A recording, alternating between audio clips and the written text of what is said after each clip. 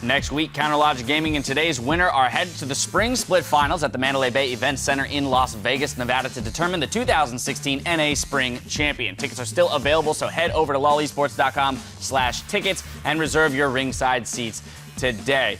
However, welcome back. TSM have defeated expectations and started this series with a 2-0 lead over first seed Immortals. Needless to say, that wasn't expected, but they are looking dominant in this series so far. Given the fact that Immortals is going to have to run the table now 3 games in a row in order to get through the semifinals and into that final matchup, who are we looking at in particular that needs to step up here to take this game 3? The Korean duo, Huni and Rainover. Turtle, Adrian, and Pobelter, they're playing exactly they are like in the regular season, but Immortals look so much weaker because, yeah, like Huni and Rainover, they get their backpack, put everyone on it, and then climb that mountain and get them that win. And I actually did some research on Huni and Rainover's regular season and playoff victories. In the regular season, they are 48-6 in their career. They have an 89% win rate in the regular season. In playoffs, they are now 12-8. They have a 60% win rate, so they drop almost 30% in terms of their win rate when they come into playoffs, and that has to actually beg some questions about how they perform in playoffs and under this much pressure. You know, Azale had an interesting point on the Cash Desk. He was saying that at a certain point, you know, they're outthinking themselves. Yeah. And Zyrene, when we were watching the game and through the break, you were talking a bit about, you know, you can't ignore the meta as well. At a certain point, if you're going to ignore the meta, then execution needs to match it. And it seems to be evident so far today that Huni and Rainover's execution isn't there for them to break the meta. Yeah, and I'm not saying that these guys, you know, they crumble under pressure because they've made semifinals of Worlds, right? They actually have a lot of experience on the international stage. But right now, the execution is, you have to just go back to what was working before. We saw Adrian, he plays these defensive supports, which allows you to kind of sack bottom lane for your jungler and not have to go there. Right. So I expect more attention when you have Huni and Rainover on that top lane. I expect it early and often, but that's not what was happening here, and Svenskerin's beating Rainover to the punch. Yeah, we've seen no Janna, we've seen no Soraka, we haven't seen the Rek'Sai. Soraka's been banned out. It was rightfully. Oh, that's true. That's true. Very, very good point. And Rek'Sai was banned out last game, not in the first game. But yeah, it definitely, you know, I have to wonder if in game 3, when everything's on the line, you just return to what you know. We'll see if that's what Immortals chooses to do. TSM are just 1 win away from the finals. And as we head to the caches, let's hear from Doublelift on Immortals' strengths and weaknesses. So they do have good timing with all of their fights, but I don't think they calculate those fights very well. They usually put themselves in really dangerous positions and just outplay people individually or because everyone on their team rotates first. I think their weakness is definitely they're really overconfident. They're super complacent. They just make a bunch of mistakes and there's a lot of openings to punish them. But because they don't get punished by worse teams, they just continue to make those mistakes. And honestly, you can't really help but agree a little bit after watching TSM play these games so far. They had a good week to prepare for specifically Immortals. They knew if they won their quarterfinal, they'd be against this team, and all the prep has seemed to pay off. Double keeps saying, we know these weaknesses. We know there are holes in the game plan, and they're exploiting them.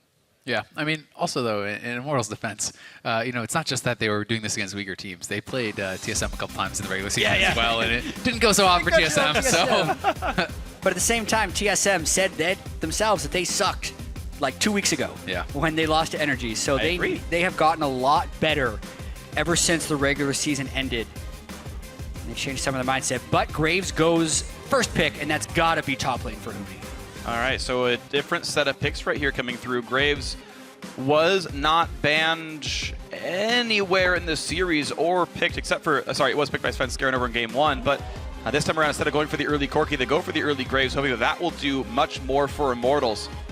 And even though the bans match game 1's exactly, even in order, it's a new first pick here for Immortals, hoping that changes things up. Right. Something that was interesting yesterday in the CLG Liquid series, even though Liquid didn't win, is they went back to their tried and true champions when they really needed to. They put Matt on to Bard. That was his best champion before he was a pro even. And for Rainover, his tried and true best champion is going to be Rek'Sai. Last game, TSM banned it, and here, even though Gragas is up and Svenskeren may be a better Gragas, they were thinking about denying it. I thought they were going to. If they go Gragas, I'm almost certain Rainover is going to go Rek'Sai. Yeah, I wonder if there's like some level of mind game here. The random Rek'Sai ban in game 2 and the hover here in the third one, like trying to make him play Rek'Sai. It's like, oh, we're afraid of this. Really, we care about you playing Rek'Sai. Sometimes you can get away with that kind of a mind game here. What's also worth interesting It's worth noting here that the Janna actually comes through. Wasn't played at all so far this series. It's been 2 Karma games in a row for Adrian. In fact, in the regular season, it was 2 more from him, but the Janna steal. Yeah, I mean, you talked about comfort picks, right? What are the 2 characters that, were most comfortable for Adrian? It's Soraka, which is banned out, and it's the Janna, right? They may be saying, hey, these are the 2 that you want to play. Guess what? You don't get to in this final game, or potentially final game. And Adrian's always talked about how versatile he is. You look back at his time on Team Impulse and people saying he was a one-dimensional Leona Alistair player. So, we know he has a history of playing those things, but not on Immortals. So they go for the range supporting Karma, and the Janna gets to go over to Yellowstar. And it's really not just about what you have played, it's about what you're playing, right? Recent. No, exactly. You have to be super fresh on these champions because you're playing against some of the best players in the world that will exploit any weakness that you show. And we'll see how much more TSM can exploit then. Immortals going back to a lot of what Game 1 looked like. Maybe it won't be a Lucian, but maybe just a Graves top instead. The rest of this comp can be pretty much picked up almost verbatim. Corki, though, off the table. But Karma Jhin is going to be the bot lane, same as it was over in Game 1. And I know Loco said don't have Wild Turtle play any more Jhin. I don't think his Jhin was bad by any means. I think it was more talking about not getting Lucian into the top lane in the first place. But Turtle's Jhin has been pretty good, I find. Yeah, it's been all right. It's definitely been one of his lowest KDA or impact champions when he has played it. Regular season, he was 1-1 and 2 on it. And then he played it earlier in this series and was very lackluster as well. Turtle has excelled. You think about the biggest Immortals moments when he can fly into the fight, when he can go deep for those kills with Lucian or Callista. Jhin doesn't offer the same types of things. It is a much different playstyle for sure. All right, well, unless TSM is trying to pull in Immortals here, we know exactly where the champions are going. They've left their jungle pick for last, which is a little bit curious to me that they'd be willing to blind pick their top laner just to delay what's coming into the jungle, but that's the case here. Maokai grabbed for Hansar, Callista AD carry for Doublelift, mid lane Corki for Bjergsen. I've got to say, where's the Echo, Hooney? This is supposed to be the counter for Maokai, right? He blind picked it. Echo is godlike. Hooney was already playing Maokai previously in the season. Why not? I think that would require them to put Graves in the jungle, and they really just want Hooney on top lane Graves. No matter the matchup, it just doesn't seem like something Immortals wants to do. Once again, it is going to be one of those perplexing things of what happened to Echo in the Immortals vs. TSM series, the permanent presence in all other pro games. Especially when it's not like, oh, he just never learned it. He already played it. He's playing it last year, too. He's been playing it forever. The guy's godlike at it. Well, it's not going to be the case here, though. It's going to be a fairly aggressive team, but it's going to be no tanks in the top lane. It's still the single tank composition, 3 games in a row on Karma for Adrian. To his credit, he can provide shield, so that may help a little bit.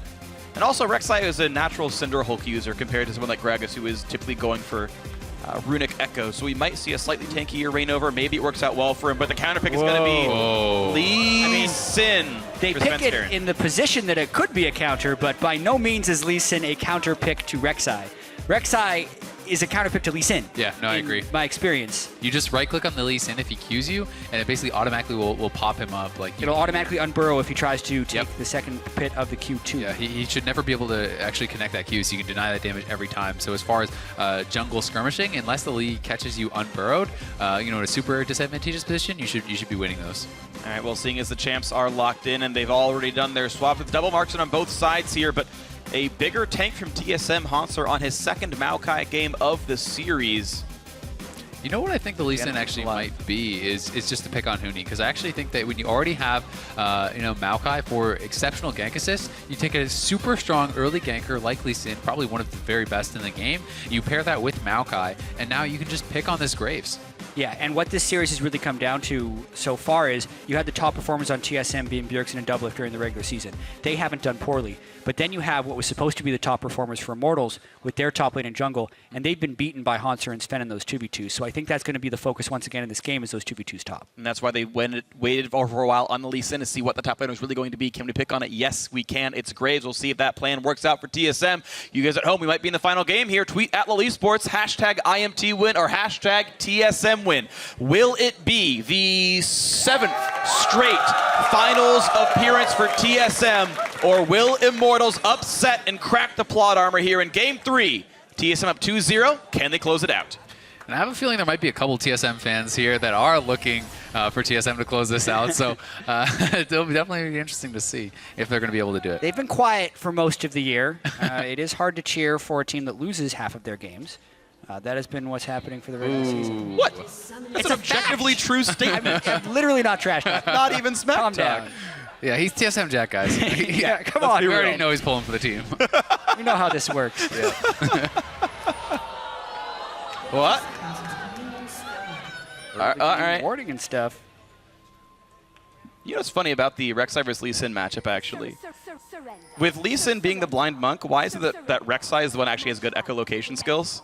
Right? Like, Reignover burrows as Rek'Sai and actually tracks things way better than Svenskeren ever could on Lee Sin. It's weird. I feel like it's out of the lore. Oh, man. That's because Rek'Sai is an alien queen, I think, and Void Queen, Void yeah, Queen, which is there you kind of go. an alien, so honestly. You got special powers. Yeah, that's kind of true. And Lee Sin's just a blind dude who's really good at karate. He's really, or Muay Thai, as it is in this game. Close enough. Some people would have a bone to pick with that one. You can tweet at Ricehill with your pick bones. Either way, we can look at the matches here. Obviously, Warlords is going to be for Huni. And I think Graves is just a way better version of top lane Lucian as far as what Huni was trying to do. I think he's going to be going the offensive build as well. Death Dance Phantom Dancer into maybe an Infinity Edge. That's what he did last time he played top lane Graves. But he will be much more durable with that build than he was on Lucian. So if Maokai does try to jump on him, he'll win that duel, where he was losing it as Lucian. And they have a solid mage in the mid lane as well, so in the mid game, Immortals have different options available to them. We will once again be in matched lanes here, and last game, TSM won both their lanes and got both side outer turrets in the matched lanes game, so we'll see how well they can turn it on this time around. Yeah, this is going to be really tricky, though, because I feel like the Jhin Karma lane can have a pressure advantage as well as the Graves Maokai lane. So it's going to be 2 out of 3 losing lanes, and there's not a real pressure advantage between Lee Sin and Rek'Sai as champions. So TSM is at a bit of a disadvantage, I think, early in this lane phase. Yeah, I actually think that Karma Jhin has a massive advantage over this lane. Janna is inherently, I think, pretty weak to poke. It's something where you can't heal back up after it. You have to pre-shield the poke. That's really your only chance. And you can see they're already back down to like half HP, getting pushed under the turret. And Jin's able to follow up on that poke. If Karma lands a Q, he can hit the W, get some free poke in. And you're seeing that happen pretty much a lot right here. Doublelift has already burned his first potion there. And I really like that Adrian can also provide the movement speed to make sure that that fourth attack does come through. Could feel good for Immortals. This 2-on-2 right now pretty close to equal. Small CS lead for Turtle and Adrian together, but not the end of the world. And as you said, though, it's about the potions, right? Already the potion gone for Wild Turtle, and 2 potions already used to the 0, for Yellow Star versus Adrian. We'll see if they can continue to capitalize on that, though. Yeah, I mean, top lane focus or dual lane focus. Yeah. Or top laner focus or dual lane focus. Sure. So far it's been actually Svenskeren starting in the jungle of Reignover before going to impact the lanes. But in this Lee Sin vs Rek'Sai matchup, he has a slower first clear. And if he does go for a counter jungle, there's a very good chance Reignover sees him just with the Tremor Sense. So it's a much more uphill battle than TSM has had in either of the games. Game 1, they had a vast superiority in team fight composition. Game 2, they had the jungle pressure advantage. Here, it's much more nuanced where they could potentially find their edges. Ooh, and look at this, an early edge going to Pobelter as Reignover, by ending his jungle clear at his blue buff at 4 minutes, is going to donate that one over. Now, this does mean that TSM can right away say, hey, Rek'Sai was left jungle, probably recalled, probably started bot side. It's actually pretty easy to track the kind of route that Reignover would take. The only camps that should be up right now are Krugs. This is something that TSM can play off of, actually. Yeah, definitely. But, I mean, a couple minutes into laning, we're already seeing a few hundred gold ahead. 500 gold up from Immortals without Burst Blood, without any kills, is actually very significant at this point in the game. I mean, top lane is going okay. Huni's definitely ahead, but, bot lane, already 10 CS up ahead is pretty significant. Definitely agree right here. So some of it's being pushed lanes, but some of it definitely advantageous matchups. And I think down the line, these are all pretty damn good. Keep in mind, Bjergsen did have to go cleanse because he is up against this Lysandre. But even if the one-on-one is safe, it means teleport's up for this list. Yeah, but this bottom lane is in a bad place. Not even talking about the teleport that could be hitting. The wave is pushed to Huni's side, and that advantage is only going to extend because Reignover is down there to give support. Ooh, not a good play by Wild Turtle. Took a turret shot just to do a little bit of damage. Ooh. Yellow Star, though, oversteps just the same. And a couple of slight misplays in the laning phase here, but there's enough regen that both should be able to stay alive through it.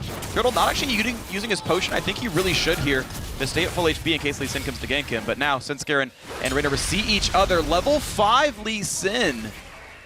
to the 4 of Rek'Sai with Bjergsen here as well. It means it will be counter jungling. Yeah, Bjergsen is able to get in there, and Svenskeren trying to carve out an advantage for himself. And we talked about how this is a pretty good matchup for Rek'Sai, but Svenskeren not shying away whatsoever, and he's trying to assert his dominance, and I like it. Based on the first 2 games, he's had Reignover on the back foot, and keep going for it. He's going to go for this one right here on the bot side, actually. Just a quiet little trade there. Hanser healing up with the passive, and Huni losing some health. Yeah, and I think Svenskeren's really going to have to play out of his mind this game for TSM to win, because the lanes themselves are not going very well for TSM, and this puts Immortals in that incredibly familiar situation of being ahead of their opponent. We heard Doublelift talking about how when watching Immortals in the regular season, he'd see them make all these questionable plays that they would easily get away with because they either rotated faster or just had a gold lead. Well, Immortals really knows their limits when they do have a lead, and they know how to press it home really, really hard. And if these lanes stay like they are for the next 5 to 10 minutes, that 500 gold lead is going to turn into a 2-0 turret lead, as well as a whole bunch more gold. And it's Svenskeren who is really the one with the power to stop that. We'll see if Lee Sin can do that then, as he is recalled one more time for the Tracker's Knife and a double longsword. But look at that. 5 people could be top lane real quick here. Pobelter flash W into the ulti, into the simple first blood. Root lands on a double. If he has nowhere to go, exhausted, killed off by Wild Turtle. Pobelter gets a shield. What a good start for Immortals. And you could see how unprepared TSM was for that play in general. As the 5 people were killing the 2 people of TSM, both TSM solo lanes were channeling recall. So they weren't even saying like, oh, they're pushing top, they're going to gank top, we got to push lanes. They're now pushing lanes reactively, but they had no idea that was coming. Yeah, and I mean, bad gets worse for this 2v2. As you can see, Wild Turtle, 64 CS to 35 and a kill. I mean, this is going to be a pretty brutal advantage. I'm honestly surprised TSM changed their champ select up so much. The Janna coming in, making this bot lane so difficult. You can just see how easy it was to collapse on this. Yeah, well, it's surprising to me that Pobelter was able to walk up there without having to use teleport, and his mid lane wasn't taking any turret against Corki, who's supposed to be lane bullying him. So credit to Pobelter for making that roam. But it's just the continuation of the constant lane pressure that Immortals has been under. They don't have ward coverage on the map. They haven't been able to get advantages in their 1v1s or 2v2s, and Immortals is looking like the Immortals we expected for the first 7 minutes of this game. And you even mentioned ward control right here. Yes, Svenskeren has his Tracker's Knife in already, but Reignover went Hunter's Machete into Sightstone Swifties. Like, this Rek'Sai is going to be everywhere, giving vision to his entire team. Immortals can completely stranglehold this game. And I think it's actually super intelligent. He doesn't have to carry the game. His team is already smashing these lanes. All you have to do when your lanes are smashing is ward up. Show him where the other jungler is. If you know where the jungler is, you know when you can go aggressive, you know when you have to play safe, because when you're this far behind, the only thing you can do is hope for a gank. Now, TSM can still hope for one. Maybe it'll happen for them. No root quite coming out here in this one, but Kalista pushes the wave and is still down 19. It's super rough right here. Bjergsen looking for the play, but he's on top of a ward while doing so. And it means there's no chance at an outplay right here. Sheen plus part of a Phage. Not the scariest build so far, as the package will soon run out. Rod of Ages for Pobelter will be completed pretty soon, and that will be a nice beginning of the stacking game here. That stance will obviously be the first item for Huni, as he is winning his lane as well. Never has had to leave it, just winning the matchup against Maokai. And I do also kind of want to point out, this is the first game where Immortals isn't trying to be super creative in champion select. Yeah. Karma was the 3rd support for Adrian in the regular season. Top lane Graves makes the most sense for Huni top. And Rek'Sai has really felt like Reignover's best champion throughout the whole regular season. So this is more so the lineup that got them to 17-1. Yeah, and I mean, Lissandra as well is something that Pobelter has played so much over the years. So definitely saying he's coming with as well, but he could be caught out here. Very much alone. Does self-ult to block the back half of the Lee Sin Q. Flash knockout comes in from Rek'Sai, but it's still Svenskeren who stays alive. And Hanser, using the TP there, actually had to cancel it. Huni didn't use his at all, and you know, down in the bot lane, Huni almost has this turret dead and now has the TP advantage. Really good things for this 1v1 on the bot side here. Huni feeling a lot better on this Graves. He was up against Maokai as Lucian in game 1, but now a different matchup and better play so far from him. Picking up the cull as well. I mean, pretty confident. Not something you really see on the Graves, but working towards the death stance. He's already smashing this lane, so when he picks up the turret and catches it on the cull, that's going to be a massive gold advantage. Maybe the cull could also just be for a little bit of extra sustain in the lane, make it so Maokai can really not touch him at all, since he's got the Dorns and Warlord's Bloodlust, Scepter, already. And now a tower Oh, dive, here we actually. come. TP advantage. Empowered Shield comes in, easy route on a double. They target him, and that's got really nowhere to go in this Callista. Which way will Janna run away, actually? He knows he would die if he tried to. Oh, The juke! the dodge on the ulti. Hoonie's teleport does not do actually anything except maybe burn a summoner heal. Double Lift and Yellow Star stay alive, but they burn 4 summoners, and top lane turret will go down. And that was actually really dicey for Turtle. I believe he still has his heal available, but he was getting pretty close to being able to die to that Ren. Yeah, scary stuff for him, but thankfully does stay alive. Rek'Sai comes down, right over, makes sure mid lane stays afloat. No gank comes through for Svenskeren. Hansar's Maokai did have some free time on the bot side, though, so that turret actually taken first. actually tried all to of its get it. life. Yeah, that's very surprising that he was able to get that because he had almost no head start on that turret, but some big waves crash in, and the opportunity cost of that Huni teleport actually is definitely High. not worth it. Yeah. He was crushing Hansar, and it gives Hansar some time to stack up some armor now. I really have to give Hanser some props here, actually. I mean, yes, Huni did TP away there, but he stayed very even on CS. He actually gets the turret first in what I think is a very bad matchup for Maokai early on. And, this is something where everyone's pretty much expecting Huni to just smash him, right? Right. And so Huni gets a good matchup, and Hanser is actually playing very even. Really good stuff for him. And he's going to probably need to be a really big factor in this game. He's one of the sole tanks on this team. It's, of course, Warrior, Enchant, Lee Sin. Here's for Svenskeren. And so Maokai, the sole tank, and he was the sort of big factor in their Game 1 win when Immortals had a huge lead over TSM early game at the beginning of the series. But Hansar can maybe pull the back here in Game 3 as Immortals do have a bit of a lead. The bot lane outer turret was traded equal. And now it's a mismatch over there as Hansar is alone against 3. They put the teleport ward down in case they need Pobelter. And here he comes. Svenskeren over the wings, and Rainover has to get away. He will drop aggro and stay alive. Hansar barely took any damage from that dive, and it's a 2v4 re-engage. And nothing happened to him at all. Just stays afloat, doesn't care at all. And that has got to be some flashbacks to Game 1. Yeah. Right? They have some PTSD over this Maokai. They're just like, oh, God. Oh God, we can't kill him. He had completed the Sunfire Cape, right? And it was a BS Sword Jin, obviously no armor penetration this early in the game. Karma Root and a Rek'Sai who rushed a Sightstone, so the damage is actually just not there, even though you're thinking in your mind, like, oh yeah, it's a lane swap situation, a 3v1, but this is a 13 minutes against a fully tanked up Maokai, so at first glance it looked like he was going to be dead, but upon further inspection, that dive had very low chance of working.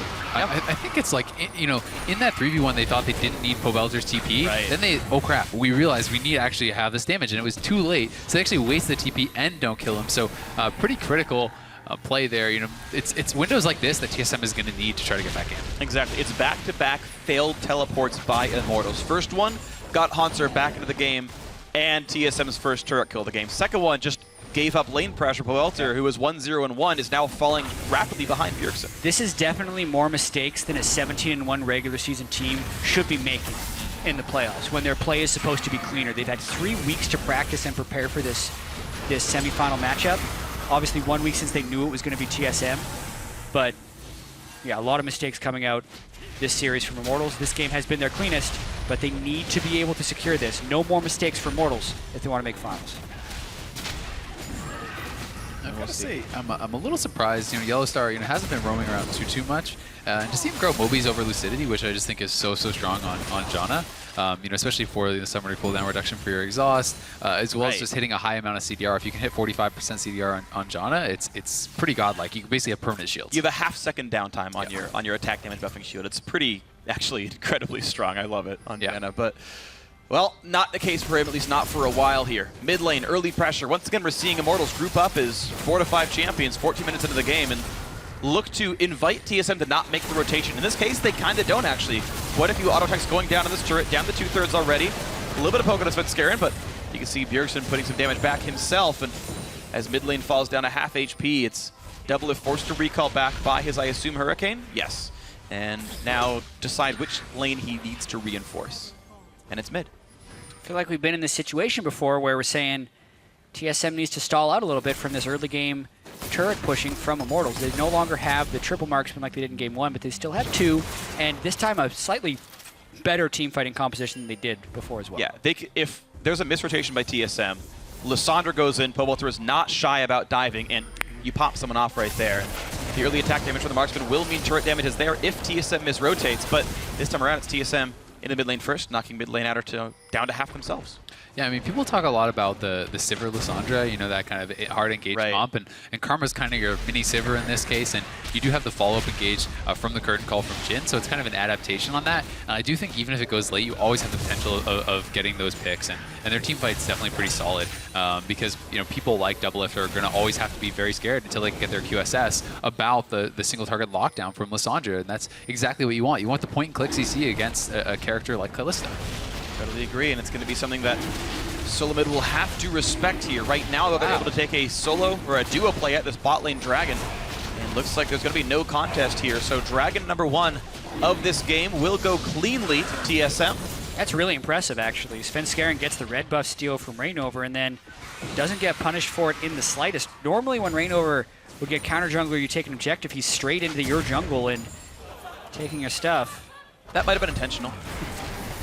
Cycle for the Trinity Force proc on a better auto attack. He's just giving them a false sense of Or security. he could just rocket the minion and get the Yeah, I mean, he actually missed the caster. He should have R'd the caster, but sometimes you actually want to miss skill shots with Trinity Force users to, like, last it properly.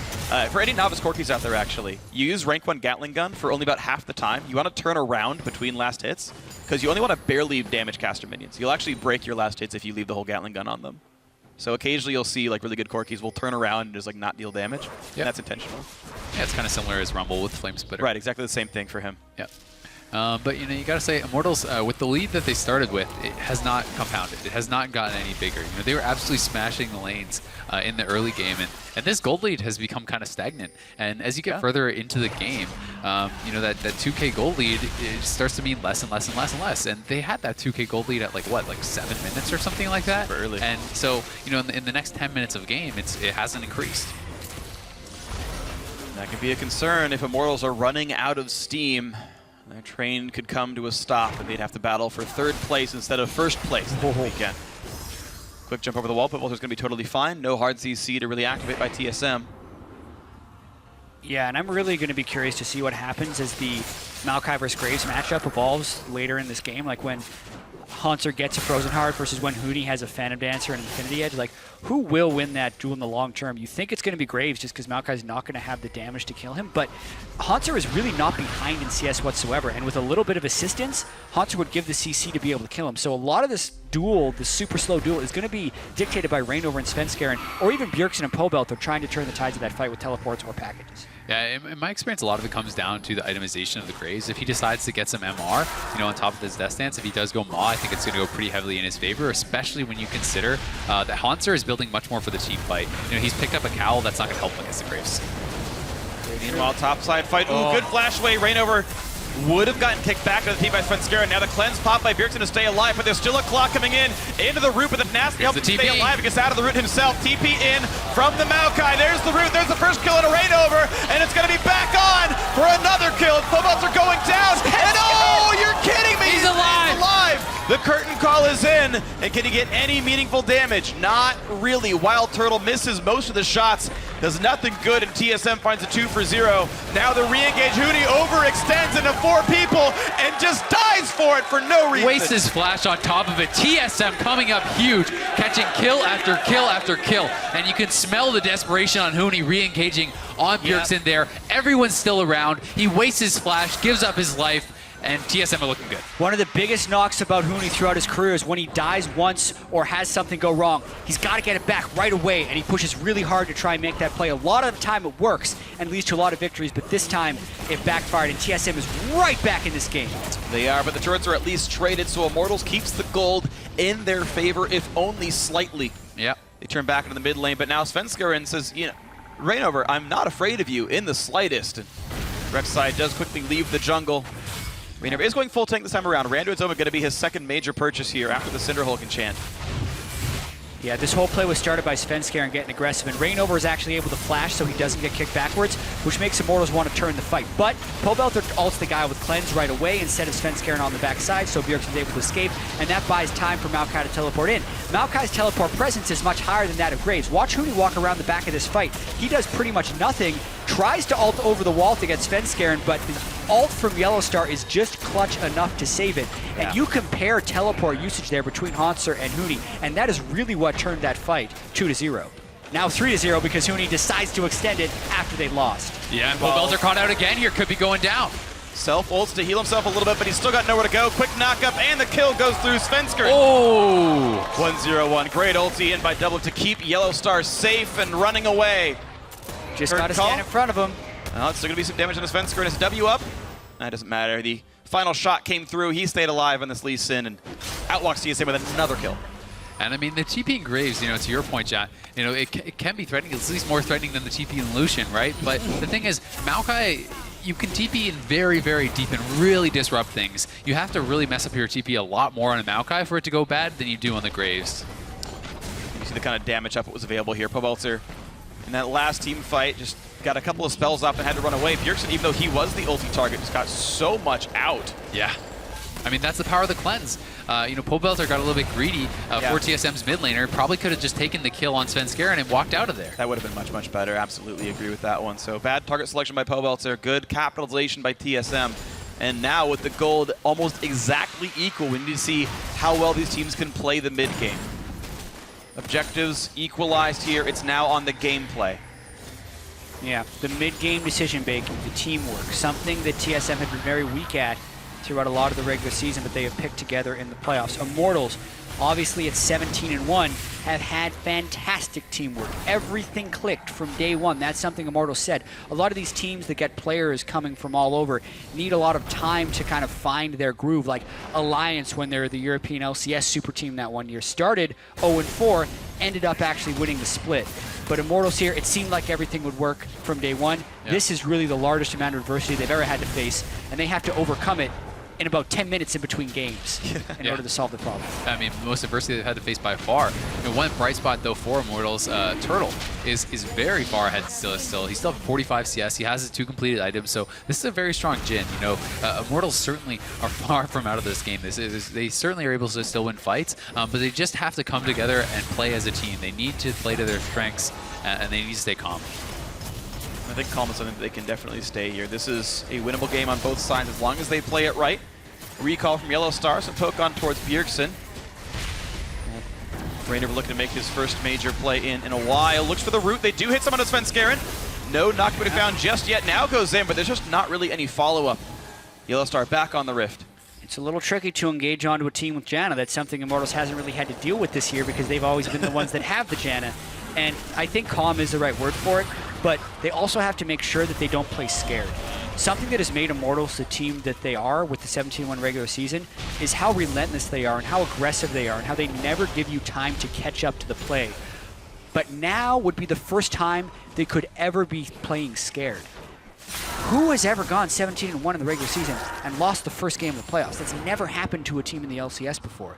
So that fear is something they have to be able to vanquish from the back of their minds if they want to play like the team that got them here, 17-1 Immortals. Yeah, definitely calm but not scared. You have to take a read of the situation and be willing to pull the trigger, especially with an engage comp, like the Lissandra, right? You have to be willing to make that snap judgment and go for the kills, but you can't do it too early. If you pull the trigger at the wrong time or you just get scared that nothing's happening, you need to make something happen, it can definitely go bad for you, especially with the Maokai, who has that counter engage. Here it comes. Teleport from Lissandra. Lissandra. Adrian losing a ton of HP, and now the push in towards the Rex side. Who goes for the flash knockup, and here come the teleports. Who's going to survive? Who's going to die? Oh, Pobelter gets to do nothing at all. Gets popped and destroyed. A trade back onto Yellowstar, though. 4 versus 4. And here comes the Maokai. Hauntser's in, and Rainover will go down despite the knockout coming through. A 2-for-1 in favor of TSM. Now the flash engage toward Wild Turtle, and Bjergsen gets revenge on his ex-teammate. Another trade back by Huni, trying to stay alive. Getting the shields from Adrian, but he's still left alone. The flash means nothing. A double kill for Bjergsen. And they go for the fight, and it doesn't work. TSM stays close in the game. They're now dead even in gold as they try and push mid after a 4-for-2 fight. And this was with Maokai TPing almost in the bot lane. He had to walk across the entire bottom side jungle to get to that fight. And Immortals, they overstayed. How did they not know that the Maokai is coming in? I don't know, but it was certainly a mistake there, and it means that TSM have finally tied the gold back up and now gotten a small lead for themselves. Mentioned the farm leads Immortals had before, but now the kills of sort of circumvented that. Yeah, and I need to see the teleport from Lysandre here. Rainover actually backs away, and they try and combo onto double and yellow, but Pobelter just doesn't get a good ultimate off in that fight. Yeah, and I'm not even sure what the he- Maokai TPing in at the very, very bot side by the red buff, and he may have actually been trying to interrupt Huni, because Huni was actually TPing to the fight from there, but I'm not really sure. Yeah, really weird fight. I didn't get to see where the Lysandre ult came I didn't out see it because either. it went on a cooldown. All right, maybe he Lysandre ulted as Yellowstar got pulled in by the Fates call, so it looked like it disappeared or something. Maybe, yeah, Something I'm not really sure, strange. but it certainly went on cooldown. I never saw the particle. I'd love to see that one afterwards with a bunch of rewind I'll check it tools. again. You guys. And I'm sure someone will tell us as well. I'm sure analysts are looking at it, and we'll get something in our ears about what exactly happened. But And I mean, you got to say, Bjergsen really being the beneficiary of a lot of this. He's up, 50 plus CS, 304, has his Trinity Force and his IE completed, and he's building into that multiplier item. So he's going to be an insane damage threat in these team fights. oh, certainly is. Speaking of insane damage threats, yeah, Bjergsen did almost 5K in that one. He has constantly had such insane uptime. And, I mean, he's been consistently the best player on TSM for, 3 years running now, and is actually just doing incredible work here. Nice smite by Svensker and gets the red buff yet again, just adding to the number of buffs taken away from Immortals throughout this year. Yep, he definitely ulted Janna, and Yellowstar did get blown up in that fight. Huni ultimate comboed it right away, so that's why we didn't get to see the Entomb for that long. This time it goes for double lift. Plenty of damage. The knockup's going to be landed there, and is it going to be enough damage? The ulti in. Now the knockup to come through from Fate's call. Red means a kill, but the root will land in a curtain call. Can he block enough damage? No! Wild Turtle snipes him down to keep his team in the game. Now the push in for Yellowstar, who has almost nowhere to go. The root's going to land, the snipe through, and Adrian does have to take the kill. But it's a 2-for-1 in favor of Immortals to try to claw back in. Yeah, and that was an example of some accelerated gameplay that Immortals had thrived in all year. So you see some mistakes, but you're forcing the decision so quickly. Double and Yellowstar tried their damnedest to make the outplay happen, but Immortals just had more people there. They kept coming. They rotated faster. That's the type of play they need more of. The Turtle didn't even have to rotate. He's Jin. He wasn't even on the screen ever. He just shot bullets from the base practically. Quicksilver Sash is now in for double lift. So you've got Hanser, who is too tanky to die. You've got now a Dead Man's Plate and a Spectre's Cowl on the Lee Sin, plus even Merc Treads, Cleanse and Bjergsen, QSS on double lift, and Fate's Call for Yellowstar. There's not great targets anymore for Pobelter unless Cleanse is on cooldown. And here we do have that replay, and Bjergsen, or sorry, the mid laner is not there for TSM, so Pobelter is actually going very aggressive here with Rainover. Fate's Call comes out, and they are able to get that kill.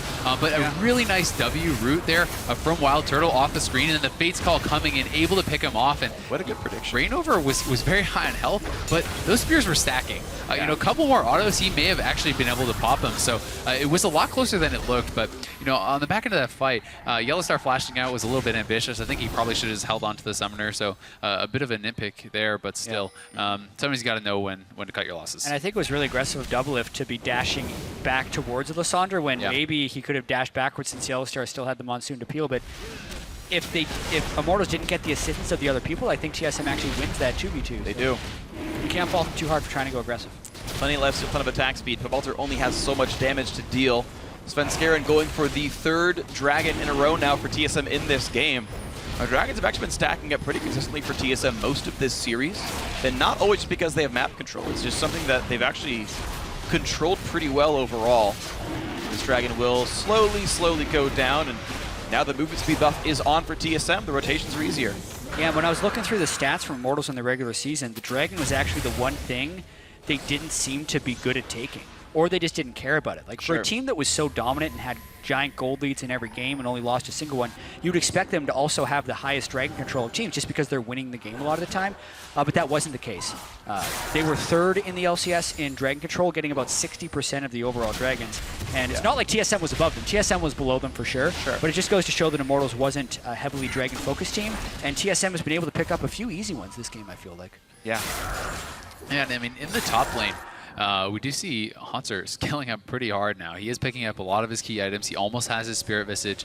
He's got the Frozen Heart, the Sunfire Cape as well. Looking to have those 3 completed tank items is just going to make him so hard to kill. And you know, as you said, it just becomes tougher and tougher for Pobelter. Who does he even go for at this point? You know, with Merkshot's Cowl on the Lee and just almost a full Spirit Visage on this Maokai. It's pretty rough. Well, you can play the peel game. You still got double marksman that will eventually burn down a Maokai, and this time Rainover is a real tank. Cinder Hulk plus the Randuin Zome and Spectre's Cowl nearly turned into the next item as well. So not too bad frontline-wise for Immortals. They also have plenty of Karma Shields to come through to keep that thing afloat. So a dedicated 5-on-5, not the worst thing, and I don't think it's too bad if Pobelter just sits there and holds the mid line. Yeah, and the split pushing from Immortals is going to be coming a little dangerous here. 312 CS on a Huni, one away from Wild Turtle being highest on his team. Ooh. Nice tunnel by Rainover. And he's gone for the Maw of Malmortius again against Haunter. So that means he's going to be winning that duel straight up against Maokai. And unless TSM forces fights quickly, I feel like Huni's just going to be able to take turret after turret in the split push. Yeah, certainly will be strong in that, but we do have to keep the gank assist in mind, and we do have to keep in mind the team fight impact of tank versus tank, because you know, the Maokai is going to add so much more than the Rek'Sai in these 5v5 fights, as Rek'Sai gets outscaled very heavily, I feel. Yeah. Not quite Maokai status for sure. We'll see how much more Rainover can do then. As Huni has the pickaxe, which could be Infinity Edge, which would be plenty of crit damage, or it could just simply be Last Whisper and do Lord Dominic's or Mortal Reminder to cut through tanks harder. We just got the Spirit Visage completed for Haunter just now, and Huni's going to get the easy blue buff steal on the bot side. Plenty of CDR as well, and the champions keep scaling up. This game within 500 gold, certainly remaining very close, and you can kind of tell both these teams realize how important this game is. This is the 3-0 for TSM, and it's survival for Immortals, and these teams getting a little bit more risk-averse, taking slightly fewer chances than they were earlier in the series. Yeah, and you gotta say, going into these late game scenarios, the team fights can be so explosive. And as the death timers scale up, get longer and longer and longer, one team fight can mean so much more. So the teams definitely do get more and more nervous, I think, as you get to these late game stages. Especially when you're in a series clinching game. It's no longer game 1 or 2. The next win could send a team to the finals and land the other team in the third place match. So add to the fact the death timers are super long, and one team fight that happens in one side of the team's jungle gives you enough time to just end the game straight up. Yep. But that actually means it gives you enough time to end the series. Yeah.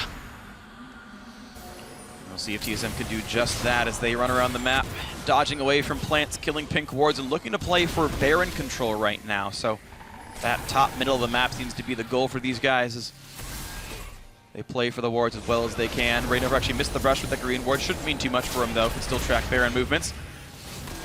Knock up on his fence Garen means almost nothing as Adrian looks to move forward. W misses from Wild Turtle, and we can see Huni in a battle with Haunter. He actually chose to give red buff away to the Jhin, and now he's going to get jumped on 1 versus 3. He could not make this outplay happen. He will get popped. And suddenly, Pobelter's here, looking for the big play. Self-ult, but now comes the rest of the team. It's a 5v4. Pobelter buying as much time as he can. It's going to be the root on his Svensker, but they're not going to get any more damage. Now Haunter in the front lines nearly gets dropped down, but he's going to stay alive for this one. Now it's Bjergsen running away, back into Rainover, a second kill, trade it back on a Yellowstar, another route in for Haunter, but they're gonna trade it back in, and now the damage on towards Wild Turtle. It's a bunch of kills, and it's an ace! A triple for Bjergsen! What a brilliantly played team fight by TSM. Svensker dancing around on the back lines. The front line staying protected by Yellowstar, by the Maokai. Haunter knowing his limits perfectly, and they're going for Baron. Those are the team fight mechanics TSM was hoping for when they put this roster together. But it all started because Huni was getting aggressive in that split push, and he was going to slowly wear Haunter down. But that's one of the reasons you can pick a Maokai into a Grace. If you get help, you guarantee that your help has time to get there with the CC he has.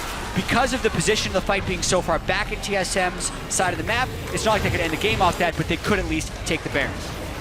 And with all the damage dealt with TSM here, Immortals wanted to go in for the 4v5. That ulti is really slick because it stops the first stun in for Pobelter, I think. So essentially what happened is Pobelter was taking his claw in, and he wanted to use a cycle of spells and then his ultimate. And in that quarter second before using his ultimate, Yellowstar blew him backwards, which was kind of killed the Immortals initiation. He still got a lot of damage off in the choke though. This is the big play by Svensker and dancing around to stop Wild Turtle's DPS more than just reposition him in the fight. Yeah, I mean, he makes him play so scared. He lands the Q on him, waits till the last second, then goes in as Wild Turtle commits, think he's not going to take it, kicks him in, dances back out, ward hopping around, playing so brilliantly in these team fights that is not easy to do.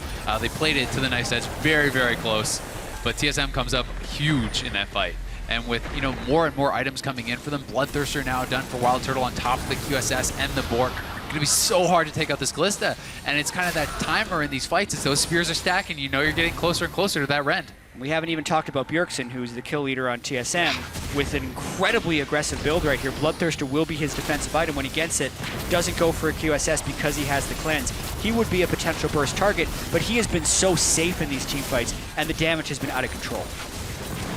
Oh, Huni takes so much poke.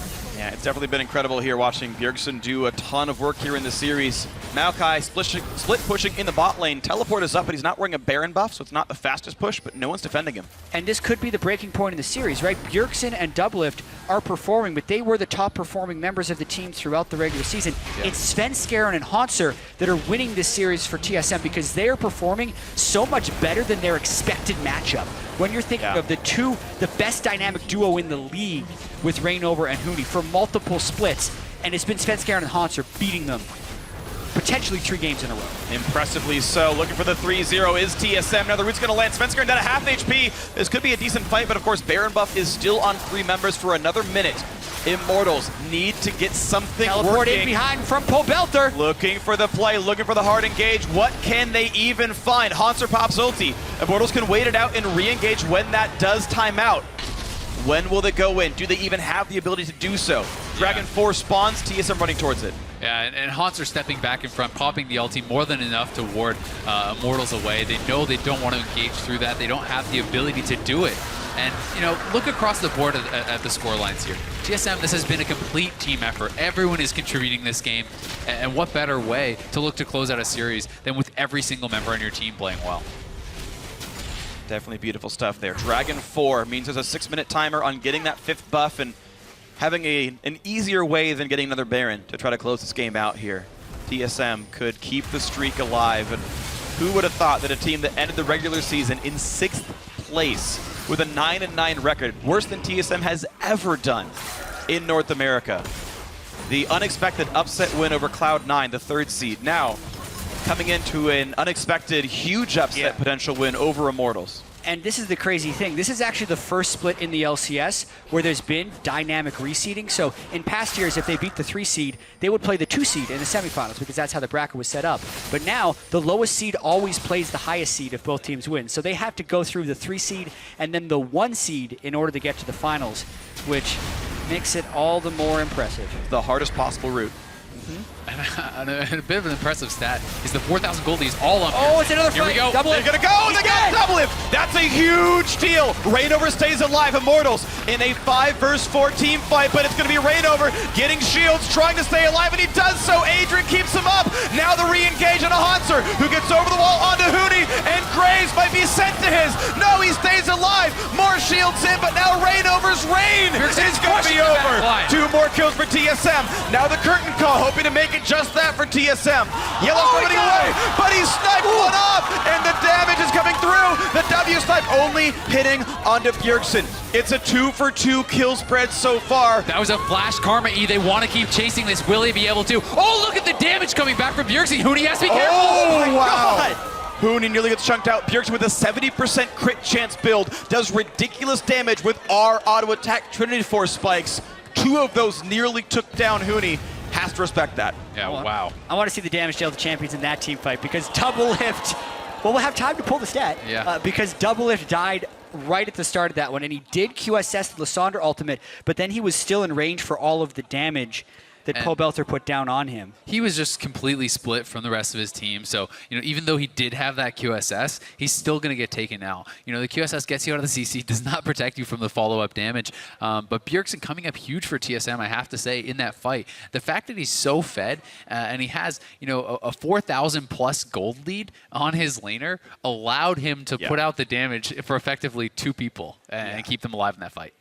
And that's what I love about sort of the quirky builds is people sort of identify the correct choice. I love the build used to actually be like Triforce, Essence Reaver, like I have max CDR rockets, I'm so cool. But now people are realizing like, yeah, you go into like Rapid Fire Cannon 3rd with Infinity Edge 2nd. It's a 70% crit chance marksman. Like that's legitimately just high damage in general. And you buy the Sork shoes, that's a fine, you know, it's a fine item as well because you still do plenty of magic damage with your auto attacks. And it means that Bjergsen is scarily effective. 408 minion kills in a 38.5-minute game. Like he's farming, he's getting kills, and he's trying to hard carry. And Hooney's also trying really hard to get back in this game. Yeah. He's going to be going for an Infinity Edge next, which is more of what got them here, right? Hooney has been able to carry a lot of games, but he has also been one of the worst performers on Immortals throughout this series. And he's putting himself in a position where it's going to be feast or famine. He's either going to have a great fight where he gets the 10 bullets, which is what you get, 10 pellets if you Infinity Edge crit as Graves, insane damage and lifesteal, or he's in the wrong spot and he gets blown up by Bjergsen. And I mean, both the ADs on Immortals are still very, very farmed. If you look at the CS advantages, Wild Turtle 70 up on Double Lift and Hooney over 100 CS up on Haunter. So these guys are still very, very powerful. They maybe not be getting all the kills, but they have a huge amount of farm. And we're going to get ourselves back into the game in a second. The unpause order has come through. Both teams are ready. We'll be back into this one. Sven Skaron had pausing. He was getting FPS drops, restarted his game client. He's back in, and the teams are ready to go back into this one. Kalista has picked up Mortal Reminder to cut through all the self-healing that Hooney, Rainover, and co can all do. I think it's a very smart choice. It's an underpot item, and smart of Doublelift to grab it here. Mortal Reminder on both sides, too. Doublelift has got a lot of lifesteal on Kalista, and that's huge with the Janna shield, so. Yep. Yeah, Wild Turtle got his own Mortal Reminder. It's Lord Dominic's for Hooney, but at least a proper split there. We can see, the early catch, W into ulti, and the crit coming through from Wild Turtle. The Glacial Path's actually the highest damage normal ability for Lysandra, so the fact that that hit Doublelift was very crucial.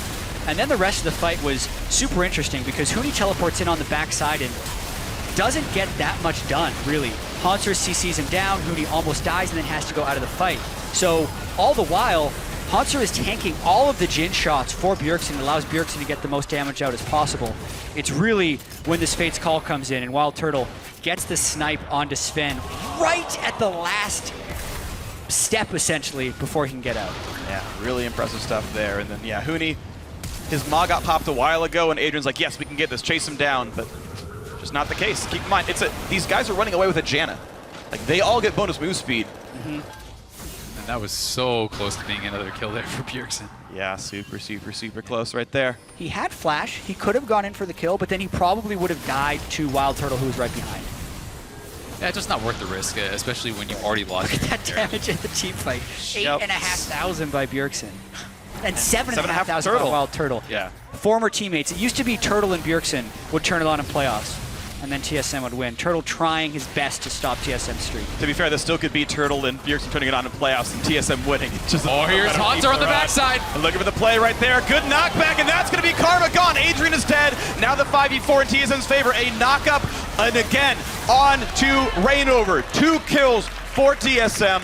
Minute and a half roughly on Dragon. Baron's up in 15. It'd be a 5v3 to try it. That is absolutely huge. They still had deep wards from the last time they were in Immortals jungle, and they just pulled the trigger on a play. Such a good proactive play from TSM, not waiting to react to Immortals. And Baron's up in 2 seconds. 5v3. This is TSM's to take. Yeah. Gonna go. I don't think Immortals have any business even trying to contest this, and my guess is they won't, as they are just going to kind of pink towards mid lane and try to get something done, but pretty huge for TSM here. I think the only play Immortals can make is shove mid then ward for Dragon. This TP flank is so sick though. Haunter's there and he chooses to go for Adrian, not for Turtle, knowing it's an available target. I think that's really smart. Oftentimes a Maokai will tunnel on the squishy target, but not remember where his team is. And Haunter is the story of a team player in this series. He's been the full tank. Everyone is supporting him going in 1-1-13. Massive Maokai yet again. And it was the right target to go for, going for the people that were caught between him and his team. And that's the kind of dream scoreline you actually want on a Maokai. You don't want to get the kills. If you're trying to win, you want the kills to go to your carries, which is exactly where they have been going. As Bjergsen is maxed up 8, and we have 6 on Double Lift. All right, well, another quick pause coming through. You saw TSM trying to slow push that lane. It was Bjergsen last hitting as late as he possibly could, and hoping that they could ride a double wave in the longer they take. And they can use that to push in for mid lane inhibitor turret itself. They can also turn around in 30 seconds and go for Dragon 5. That will coincide with the Baron buff, so TSM will have all the globals soon. That's a big thing, and these pauses are timed at a very strange moment in the game because FPS drops complained about by Bjergsen, so they were going to be restarting his client as well. 37 seconds to that Dragon. 5th Dragon, that would be for TSM. They have the Baron buff. They're already up 2-0 in the series. They can't communicate strategy about this pause, but you know everyone on Immortals and everyone on TSM needs to be calming themselves down as much as possible and thinking about their next move. Yeah, and I think that next move has to be contesting the 5th Dragon. I think that if you give up 5th Dragon, that's almost certainly going to be the last nail in the coffin. So, you know, it becomes this thing where it's kind of this inevitability for Immortals where they have to go for this fight. And TSM, as long as they get up the wards, they get proper vision, they set up their battle lines, it's going to be pretty tough for Immortals to actually get something done in that fight. Yeah, I definitely agree. It's going to be tough stuff, I think, coming through soon. There'd be about a minute and a half of overlap of Dragon 5 plus Baron buff. That's how long they'd have it for, and assuming they kill the Dragon right away. And that's 3 waves of we are so much more powerful than you are. And you have to weigh that difficulty of getting sieged with that kind of buff versus playing an open field fight against a team with a 6,000 gold and a Baron buff in the first place.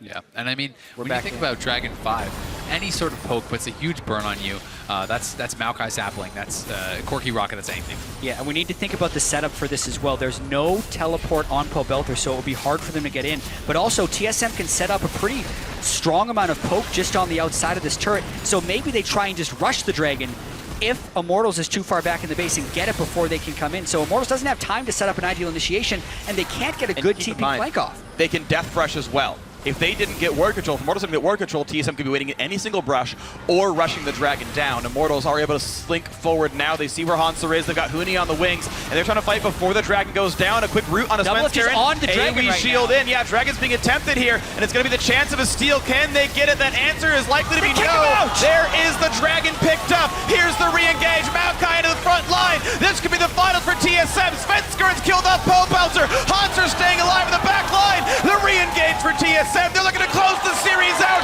Bjergsen takes down Wild Turtle. It's a 5v3 with Baron and Dragon 5 and TSM chance in the audience. Who could have thought that TSM would 3-0 as the 6th seed coming into this against Immortals? People were saying they were going to be better than you expected, but this good? 3-0 against Immortals, and they're looking for the win. Looking for it right now. Mid lane inhibitor is gone. Solo mid looking for their 7th straight North American LCS finals, and against who else but the team that beat them last, Counter Logic Gaming. The Nexus turrets are falling. All 5 members are alive, and all 5 of them deserve this one. An incredibly played series by TSM as they pick up the last few kills. They take down the Nexus, and TSM are heading to the finals. Can you believe it? On the back of a 3-0. No one was saying that TSM would win this, let alone in a clean sweep over Immortals, who were 17-1 in the regular season. Just absolutely incredible play from TSM. So impressed by them. Bjergsen coming up huge in the final game, their superstar, but it was Hanser, it was Svenskeren, it was Yellowstar. These guys playing so much better in the regular season, coming up huge. What a shocking result. And it gives us what would be the least shocking final, a TSM versus CLG, but based on the context, it's really hard to believe. This is the first time Huni and Reignover will not be making the finals, and the former teammates who did have the perfect split with Fnatic in the summer exchange hugs after that one, but and then the lift up. Reginald definitely very happy about his team. I got to talk to him before the series, and he said 55% chance we win 3-1, which is like the least confident I've ever heard Reginald about anything. And a very impressive 3-0. TSM went 3-6 in the last 9 games. They were the joke of playoff teams coming into this. And they have won 6 of their straight. 7 playoff games with 6 straight. I mean, this is the 6th place team. A lot of 6s. From the Not regular 4. split. Number the beast. Coming in, and I mean, able to absolutely dismantle Immortals. You know, teams had talked about Immortals' weaknesses, about these tendencies that you can pick on, but no one had been able to show it yet. And now TSM finally has exposed them on the big stage. It was hard to see it actually happening because when you're looking at Immortals' season as a 17-1 team, yes, they were making these like some of the most memorable moments. Wild Turtle, the 1v4 on Callisto. You're thinking, what's an AD carry doing inside 4 people? And you're like, that would be really bad if they weren't ahead by 10,000 gold. Yeah. But they always were. So there was this assumption that they would be able to play from behind and without a snowball lead and from multiple positions. But what was shown in this series on this day is when they could not get top line priority for Huni, the other guys weren't able to step up big enough to come out on top. Yeah, and it was just an overall great game by the team. Svenskeren in the last game of the series, 3-1-14. He had a great Lee Sin game at the very end. They picked for him last to make sure he could make some plays that worked well. And as we continue to talk about the game, I want to pull up a replay of the final team fight there. And it was Immortals saying, yes, we have to fight for that Dragon 5. Yeah, and I mean, you can see Haunter just zoning them out on the backside. As Doublelift is stacking the spears. Svenskeren knows that Rainover is going to try something. So he's ready with the kick. As soon as he flashes in, there's the kick. That is huge. They secure Dragon 5, and now they're all in. They know this is not a fight that Immortals can win into Dragon 5. Yeah, Rainover actually smited on the way out as a desperation try, but he smited it a little bit too high. And Haunter just shows how hard it was to kill him there. Once again, 350 armor, and the Lysandra burst is never going to be used onto him. So he is just as efficiently itemized, maybe even more so than he was against the triple marksman team, just because he's not going to be taking Lysandra damage. Yeah. Maokai is huge. Echo was gone for some reason in this series. I'm sure there'll be a lot of pick and ban retro for even TSM in this last game. I don't think their composition was fully ideal, but just a shocking result. You got to take a bit to digest that one. Yeah, you're going to have to take a bit, and we're going to hear some more about that digestion, because for some words on their season and the chance of the third place match, check in with Riv, who's standing by with Immortals mid laner. Thank you very much, gentlemen. I am joined by Pobelter after their very tough matchup in the semifinals versus Team Solo Mid. I have to ask you, coming off the bat, Pobelter, are there any kind of initial thoughts going into the game and now after the game? Well, I think that TSM improved a lot, and they played a lot better than I had expected them to. So, props to them on that. They came in like way stronger than I think anyone was expecting, actually. Besides that, I don't know, it just felt pretty hard to face up against them.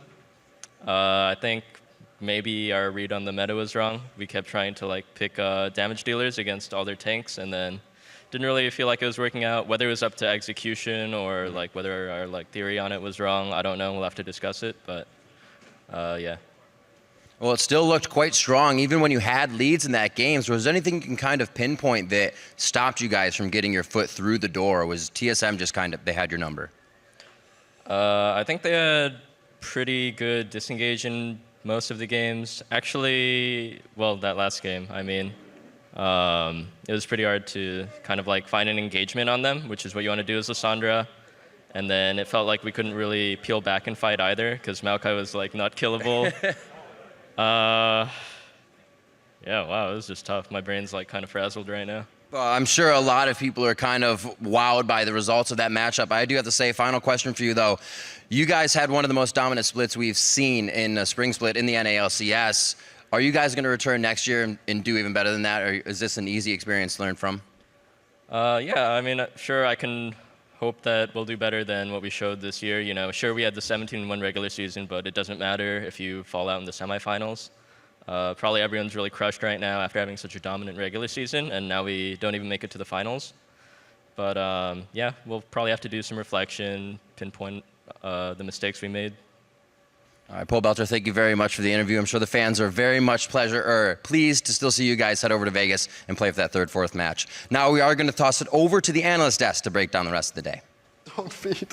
Thank you very much, Rivington. I'm here with 3 of the victorious members of Team Solo Mid, Svenskeren, Doublelift, and Bjergsen. First off, congratulations, guys, on a commanding 3-0 victory over Immortals. And that's where I have to start, is that would have to say the larger population did not expect a 3-0 victory. If TSM was going to win, that it wasn't going to happen in 3 games. So Bjergsen, we saw a dominating performance over C9 in the last 3 games of that series. How confident were you guys coming into this Immortals series that you could 3-0 them? We built up a lot of confidence going into C9, and I would say that me personally, I was a little bit less confident, but I was still pretty confident in my team's ability to beat them.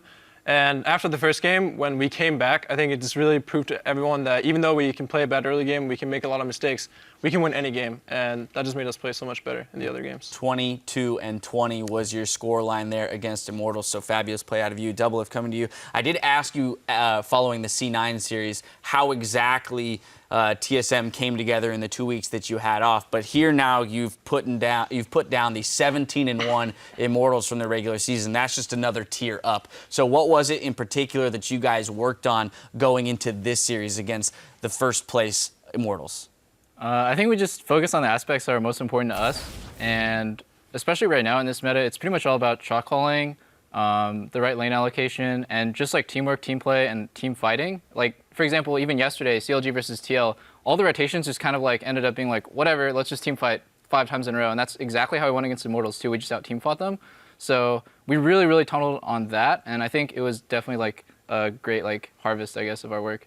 Sven, last time I spoke to Bjergsen, he mentioned that the two of you had been working greatly on your synergy, and that showcased both in the game against C9, but also today. For you in particular, though, as an individual, received some criticism and flack throughout the season as being one of the underperforming members on the team. Here, though, you step up and you put down the MVP of the league in Reignover. I mean, absolutely schooled him in the jungle through all 3 games. So for you as an individual, what was the journey like between the regular season and the playoffs? I just feel like the regular split, we just didn't fit together as much as a team. But since the energy lost, then everyone like really thought about what to do and how to improve as a team, and we just came together. And beating Reignover, I think he's really good, but the meta right now is more favored towards me, kind of, because Tank's top is really good, and stuff like Nidalee and Graves jungle can actually work. So he's really good on Rek'Sai and Gragas, which I'm not as good on. So I think the meta just favors us right now. Well, speaking of meta, right, we saw in Game 1 kind of an insane composition come out of Immortals. We saw the triple AD carry, but it's not a triple AD carry comp that we've seen prior. We had the Lucian top. There was no Kindred or Graves to be found on their side of the map. So Bjergsen, when that comes out in Game 1 of a best-of-5 series, one, did it throw you for a loop, and how did you guys identify the way to play around that composition? It's definitely difficult because you see these AD carries, you don't know which is going where. I see Huni playing Corki, Lucian top, you know, all these different kinds of champions. But I think it was really just about playing team fights and locking down one of these AD carries in every single team fight, and we can just always blow one of them up. And once we blow one up, they basically become a 2-threat comp, and our Maokai will just out-tank them. So it was really looking for the right engages and identifying what does this strange comp that they build do? It pushes towers really well, and what does our comp do against theirs? Yeah, Haunts are coming up big, playing Maokai and Poppy. Those tanks, as you mentioned, being so important in the top lane. Couldn't help but notice, though, that Echo was absent from the series. Doublelift, I'm going to turn to you on that one. I mean, where does TSM think that Echo falls into the power rankings, given the fact that it seems like the rest of the world is willing to first pick that champion? I think, like, just depending on the team comp, we think Echo's like pretty good, but if you need hard CC, then things like Maokai and Poppy are better, because Echo's W is kind of like situational, and he kind of needs setup for it, and he's more of like a dive in the backline sort of champ. Yeah, I'm surprised Tuni didn't pick it. I honestly think it's kind of embarrassing that he just can't play tanks top. Like, first game he played Lucian, I kind of thought he was trolling, and then after that, when he just kept playing carries, it was just like really strange. So I think, like Dennis just said, or like Sven just said, the meta kind of favors us, and it's obviously a tank top meta, but Huni just like could not play it. Speaking of which, Huni did have a lot of difficulty in the series today, and in our opening feature of the day, Double F, we heard you say that the key to beating Immortals was going to be to beat them in one game, and then they would tilt. I mean, you did just that in Game 1, but, you know, there's some sentiment around, well, that was just more of the tilt meme. But then at the same time, that's exactly what happened. So how exactly did you guys identify the strengths and weaknesses of Immortals and the right areas to attack going into this series? They're pretty one-dimensional. So Huni just like refuses to play tanks, and Reignover is basically just on initiation duty with like Rek'Sai and Gragas because of that. So it's kind of like a spiral effect. And then Adrian's champion pool is literally just like Karma, Janna, Soraka. So we kind of knew exactly like their bottom lane is just going to play only for lane, and if they don't like completely crush lane, then they're useless. And Pobelter's just like a wave clearing mid laner who plays like pretty standard and consistent, like steady. So I think they're a very kind of easy team to read from the get-go. Yeah. Now, Sven, you as a team having that 6th seed going into playoffs, given the fact that this is the first split we've done dynamic seeding, it meant that you had to play through the 3rd seed Cloud9 and now the 1st seed Immortals. So arguably the toughest road to the finals of any team, and yet you've done it. Talk to me a little bit about what this means then for the team and the morale as you move forward and look at that finals against CLG in the playoffs. Yeah, so having the toughest way to the finals didn't really bother me too much, because if we want to win the split, we have to beat the toughest opponents anyway, so just meeting them early on can give us a lot more confidence going into the finals. And going into the finals, I think we should be very confident, and I think we can beat CLG. Speaking of the finals and speaking of CLG, Doublelift, back to you. You were on CLG winning the finals last split. Here you are on TSM against CLG to try and take that title back. What is your confidence level against this team, having watched them play yesterday? Oh yeah, I know them pretty well. I think it's TSM versus CLG is a double-sided matchup, so I'm pretty confident. There you go. Yeah, whichever team double side, gonna have the confidence there. Bjergsen, we've heard from you that the team, has aspirations, of course, beyond just winning the NALCS. You're looking at MSI, looking at international play, as you always are. Considering that you do win the finals and you move on to MSI, what are the big goals and aspirations there, and how do you expect to do? Well, of course, we have big goals, but we're just going to focus on ourselves and our own performance because we improved so much in these last 3 weeks. And if we can keep that improvement up all the way up to MSI, I believe we can perform really well. We definitely still have a lot of things to work on leading up to playing against the best teams in the world. But with how our practice is going, I feel confident going into the final, and I think we can also do well internationally. Well, a 6-1 record so far in the playoffs here in the spring split speaks to the improvements that you guys have made between the regular season and the playoffs. Congratulations once again on the victory today. Can't wait to see you guys in the finals. Now, though, it's time to recap the series, so let's check back in with the caster desk. Thank you very much, Dash. Man, this was absolutely incredible. Just this series was so much fun to watch. TSM turning it on so strong. It was really incredible watching them finally come together. The team that they were supposed to be the whole time. Yeah, definitely. And I do think there's a lot to what Double has said about Huni's champion pool. Like, this is very clearly a tank meta, and the question would be, why not just play the tank carries like the Echo? There's so many questions coming into what their champion select choices were. To be fair, though, I don't think it's fair to say that he can't play them because he's already shown that he can play Echo, right? He just has to play Echo and build differently. So to me, if there's a question, it's more just like, is this just like an ego thing? Is it like a stubbornness thing? It's like, hey, like that's what they're playing. I'm going to play it my way and win. That's what Pabalter said in the interview with Rivington. Is he said, look, we came in with our ideas, what we thought was good. Yeah. Right? We thought that Graves top was good, that Lucian top was good. And game one, like if every game went like the first 20 minutes of game one, you'd be like, you're right, absolutely. A bunch of first one-item spiking marksmen, push a turret down, 7,000 gold lead, 22-minute Baron, win the game. That entire series could have looked like that 3 games in a row. And Pabalter was like, I don't know if it's execution or if we were just wrong. Maybe they are just wrong. Maybe it was actually the wrong champ select, but they nearly just dominated every single game. We see it, exactly. We see it in the 3-0, but like you said, 2 games, there was a pretty big early game to mid-game lead for Immortals, and TSM just out-teamfought them. But that is something that happens when you bring teamfight comps with big giant tanks. Absolutely true. And the fragility, that's a really big deal, right? If you instant lose to a Maokai TP flank, you can't go past 25 minutes, or you lose to a Maokai TP flank.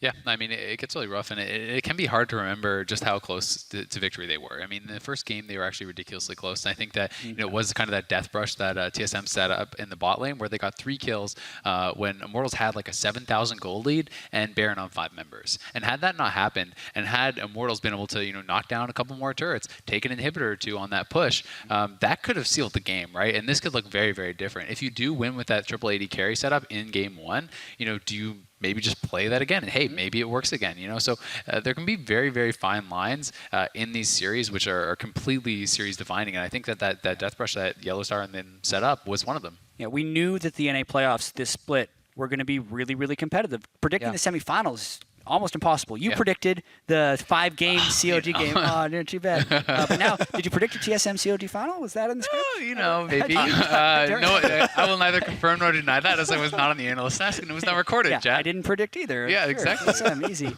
But a big thing in that game was just the jungle control as well from FLICKR. We mentioned during one of the games that there were 12 jungle buffs stolen from Immortals in all of the regular season. In this series alone, Immortals lost 12 blue and red buffs if you combine them. So 18 games versus 3 games, and they had never been pressured like that this year. Yeah, and what it sets up for is a really exciting midseason, or actually road to the midseason invitational, but also NALCS final. Like, regardless of whether TSM or Counterlogic Gaming wins, I'm going to be like super excited, super proud of whichever team won in NA, because we actually have, I think, 4 to 5 really, really, really good teams in North America. The teams that made the final super deserved it, right? CLG in 5 over Liquid was a really big deal. TSM's road 3-win over C9, 3 over Immortals, super huge. These teams are in top shape. The one that goes is going to be, I think, a very strong team, one that NA fans can be excited to back and watch them in that tournament. Yeah, I mean, this is a very complete-looking TSM. I'm actually much happier to see them win this way than to just see, not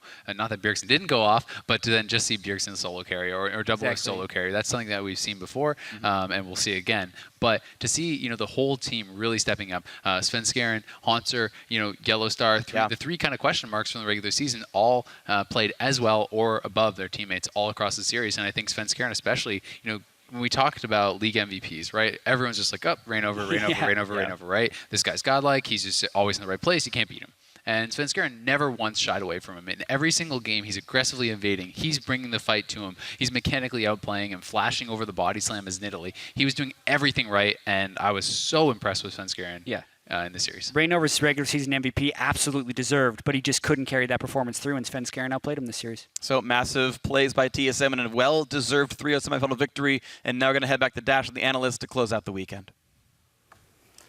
Thank you very much, gentlemen. 3-0 victory for TSM. I've got to say how ye of little faith, both of you, with your Immortals picks. I predicted 3-0. I'm still going to make it by 4 o'clock. Zyrino, yeah, that's right. With and gym I guarantee you I'm going to do more training in that hour than Immortals did in the last few weeks. Ooh, all right, okay. So let's dive into this a little bit, Zyrino. Expand then on give me your final thoughts on this series and why it is that Immortals wasn't able to put up as big of a fight. So they still stuck with the whole tank jungler have some type of damaged top laner, whereas damaged top laners eventually get outscaled by the tanks more often than not, especially the tanks in the meta right now with Iceborne Gauntlet and Sunfire Cape the way they are. Incredible high damage tanks, which usually shouldn't be happening, but in the meta, that's how it is. Right. And then in the jungle, you usually have a Kindred, you usually have a Graves, Nidalee, something that is your third threat. And TSM did that. TSM were able to execute on that. And then on the other side, Immortals, they looked like they were behind. They talked about how they were practicing things. They were already practicing for MSI. Yeah. Like, they're looking too far ahead at that point and bragging a little bit. And also, when you're already first place and you know you're first place during the regular season, and then you talk about how you have all these picks, all these gigantic champion pools, it's like, well, it didn't show any flexibility here. It just showed that they had more of the same. And Wild Turtle on Jhin, it looked like he was trying to adapt, but Jhin right now in these compositions and with Wild Turtle playing it, he just didn't seem as proficient on it as you would like a Jhin player to be. Yeah, I know. So we have some frustrations regarding the way that Immortals prepped and came into the series and then how they adjusted throughout. Let's talk a little bit, Loco, about TSM and what they did correctly. I mean, I had the opportunity to interview 3 of the players, and they spoke a lot about, getting to a place that mentally they could all be on par with each other. They identified strengths and weaknesses in the team, and Sven, of course, stepping up. But for you, what was the biggest factor in a TSM victory today? I mean, Sven stepping up was huge, and Haunter's the best tank player right now, along with Sam. And I think Haunter played tanks incredibly well. Like, at the end, he's just an unkillable tank bot, and then it doesn't matter how many DPSers you have a tank, you don't have enough utility, you're not going to win. And touching back a little bit on Immortals, I don't think their prep was terrible. The first game, the prep was pretty garbage. Like, Lucian top, what are you thinking? Yeah. It's not terrible, but it's garbage. No. Game 1. Game 2, I know you had said that game 2 you really liked their draft. Yeah. It was an execution issue. GP Gragas, I thought were completely fine. GP is a carry top, Gragas is a tank jungle, but they're still very in meta. These aren't like champions they pulled from like, oh, I just want to play these. Yeah. These are good champions in the meta. And third game, like, Graves is still, I think, a decent enough champion. It's just Huni was so uncoordinated with the rest of his team throughout the whole set, where Huni would be dying solo, or there would be a 4v4 or a 4v5 fight, and Huni won't teleport until later. Like, that's one of Huni's biggest strengths. Like, he's always there first. He teleports at the perfect times. He gets the perfect flanks, and we just didn't see that today from Huni. And what I was seeing from the champion pools, like you're talking about Gragas and Gangplank, this is the workaround when you haven't adapted. So you're being like, okay, we're kind of cheating it. We are going to be able to have it tank, and we're also going to have a damage top laner. But the reason the meta is the way that it is right now is because when you have that damage dealer in the jungle, it's just so effective. It's so good, especially the ones that are in meta, and you get the pressure. Like, Svenskeren was showing up at all of the buffs and taking them from Reignover, and they were able to collapse on those sides. And I think that that's what really stepped up for Svenskeren, was his champion pool was just way more in the meta than Reignover's at the moment. And Reignover's being pretty stubborn with the picks that he was going with. 3 solid performances from TSM today. Plenty of killer performances from individuals today, but only one man can earn the title of Player of the Series. And today, that is Svenskeren. TSM's jungler was instrumental in their sweep against Immortals, keeping the pressure up against Reignover all series, including a massive Nidalee performance in Game 2. Just running him all around the map.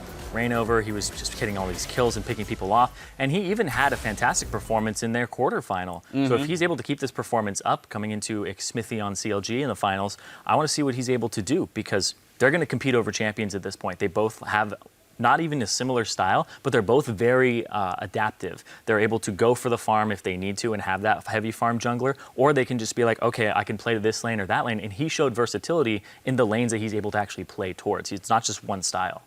Yeah, he showed versatility in his champion pool as well. He played 3 unique champions today. We didn't even see the Kindred because it was banned out. So he's very much in meta and been a solid performer throughout the playoffs for TSM so far. Now, before we go, let's take a look at our complete playoff bracket. Our top 4 teams are all headed to Sin City next weekend, and you can't script this any better, folks. Rivals TSM and Counterlogic Gaming will once again face off for the championship title, which means that Liquid and Immortals will be playing for 3rd place. Let's start with that matchup since we've got you on the desk, Locodoco.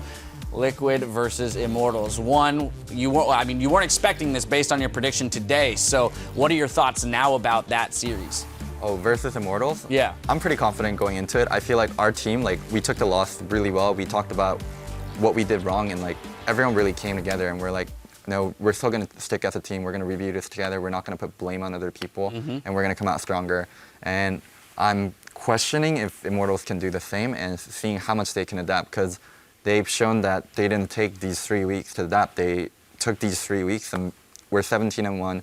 We don't need to adapt. We're going to do what we do best, and it didn't work out. So it's going to depend on what they do in the next week, but I feel pretty confident going into it. Maybe they were a little lax during those few weeks and not preparing to the best of the ability that they had, but I think that they're going to be angry now. I think that because of these losses and the humiliation associated with it, because it's a 3-0 sweep by TSM, 1st seed versus 6th seed, you thought you had it in the bag. You were not expecting this outcome at all. Right. You got crushed.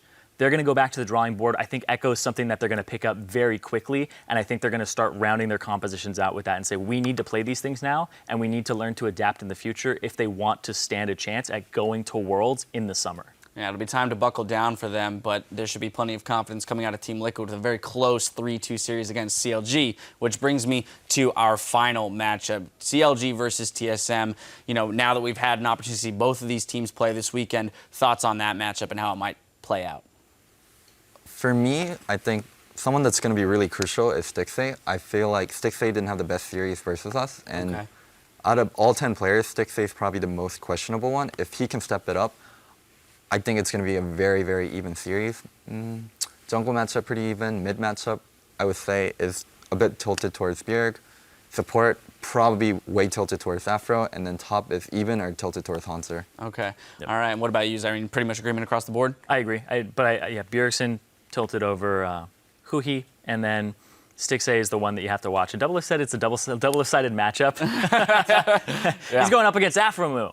So in the finals, he's playing against his former lane opponent, or lane partner, so you actually might have more information on the guy, but they have it about each other, so we'll end up seeing what happens. I'm really excited for that. Either way, 2 very exciting series left to play out, and as we move forward to Las Vegas and the Spring Championship Finals, we'll be revisiting some of the epic moments from the 2016 season. Now, we've got a few goodies for you today. Our first from Little Vic Comte. My favorite moment was when the game was in the game when GBM stole 2 Barons. Just insane how he could do that once, let alone twice in one game. Here you go. Take it before it wears off. The Q's off. He goes in. That's going to be the laser steal from GBM. Baron gets taken by NRG. Oh, who does he stop? Can he save it? There's people everywhere around him. Are you kidding me? So I talked to GBM about this moment, and he was like, I'm really confident we can steal this Baron. He's like, okay, we're going to go in at 1.5K, and then you're just going to burst. Trust me to steal it. Go, go, go, go. And then they got it. I mean, that's insane that you have that being a non-smite champion. Granted, Victor has a ton of bursts, but making that your game plan, right? I mean, I think it was week 7 or so when Kobe and I were looking at the Team Liquid Energy game, and we're like, the one way that Energy wins this is if they can get a couple Baron steals. And Moon got it. So it's not a reliable strategy. No. But it's a strategy. If it works, it works, my friend. A W's a W, right? Anyway, our next moment comes from Prat Vikita, whose favorite moment was the Immortals' perfect game versus Team Impulse in the first week. And this was a game that ended up setting a record for fastest in NALCS history. And Immortals were able to just come out of the gate. This was really early on in the split as well. And look back right now, and yeah, that was week 1. That was the second game that they had played, and the hype around this team was very real, and they kept it up until the very end of the season. and now they find themselves without that same type of performance. But this was a crushing game. It was so good to watch these players, especially when it was Wild Turtle coming back in after being benched, and you also had Pobelter, who wasn't going to be a starter for CLG, come in and just have an absolutely outstanding performance on this squad and kind of get their fan bases back in order and be like, yes, we are still really good players and we're here to deliver. Yeah, that game set the tone for how Immortals would play for the remainder of the season, and for the most part fell in line with what we were talking about, their strengths, which they tried to stick to here in the playoffs. Each split, though, has its unbelievable moments, and Laser Brownie remembered one from Week 6. Quadruple execute in Dignitas versus Renegades. Here we go. Just noticing they have the double TP. They open lanes up this far. They can make those plays if it comes to it. Exactly. They have the double TP. They can open up the lane. Oh my word. Take it to Kiwi! Quick, take the turret so you get the gold back, right? Did they shut down the turret? Oh my god. Oh my god. Run!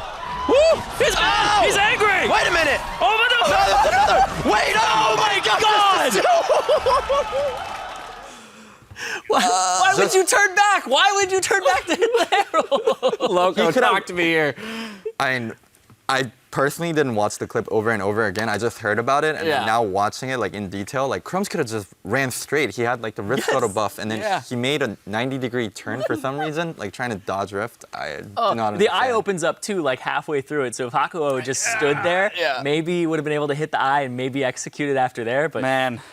So it's so tough to watch, but at the end of the day, I'm glad that it happened in the same game because it's almost inconsequential since both teams did something. But there's a fun stat. Okay. Renegades actually ended up taking the most Rift Heralds out of any team in the NALCS, averaging 1.11 per game. So but they got their revenge. There was the one that got away, though, Zyrene. There was the one that got away. They went back and kicked that one's ass later. They were like, we remember We're coming back, my friend. All righty. Well, thank you so much for sending in your responses. We've got more moments headed your way, so stay tuned as we approach the finals next wait, Dash. You forgot a tweet from Mac Myers, who pointed out that Dash's hair was incredible all throughout 2016. Aww. Look at that. This was that one look you had. Check yourself out. But that's, I have sheen. Look at that sheen. Just, I wish I had Riv here because the the hands, the fingers going through the hair, the point itself. Right. Dash on point. It's not just me though. I can't take all the credit for that. I got to thank my stylist and my hairstylist and the stylist here. And your mom and dad. NALCS and my parents. Right. What the hell? That's ridiculous. Now I'm like looking at my hair in the monitor right now. Well, that's gonna do it for us today. I'd like to extend a very special thank you to Loco Doco for joining us on the analyst test today. And now for myself, the casters, and the entire live broadcast crew, and my hair. Thank you for watching, and we'll see you next weekend.